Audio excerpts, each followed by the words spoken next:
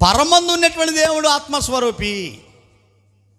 ఆత్మస్వరూపి అనేటువంటి దేవుడు మనతో ఉన్నటువంటి బంధాన్ని, ఆత్మీయ బంధాన్ని, దానికి ఉన్నటువంటి గొప్పతనాన్ని, ఈ ఆత్మ బంధం యొక్క ఔన్నత్యాన్ని, ఉన్నతమైనటువంటి స్థితిని మనకు అర్థం కావడానికి ఈ భూమి మీద మహాదేవుడు బంధాలను ఏర్పాటు చేశాడు.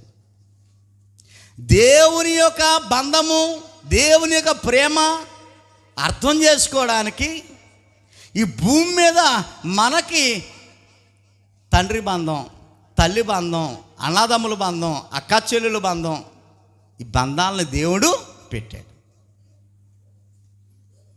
ఈ బంధాలని అంటే దేవునితో ఉన్నటువంటి బంధం అర్థం కావడానికి మన ఇంట్లో కొంతమందిని పడేసాడు ఆయన. కొంతమంది బంధువులను ఏర్పాటు చేశాడు. మన ఇంట్లో ఉన్నారా బంధువులు? ఎవరాల్లో చెప్పండి. తండ్రి బంధం, తల్లి బంధం, అక్క చెల్లెల బంధం, అన్నదమ్ముల బంధం ఒక ఇంట్లో. ఆ తర్వాత ఊరిలో కొంతమందిని పెట్టాడు, తర్వాత సమాజంలో కొంతమందిని పెట్టాడు.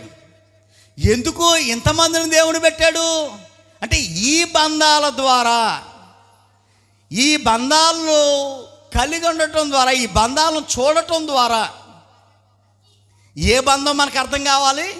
అసలైన దేవుని ఆత్మబంధం అర్థం కావడానికి భూమి మీద తాత్కాలికంగా కొంతకాలం ఈ బంధాలని దేవుడు పెట్టాడు.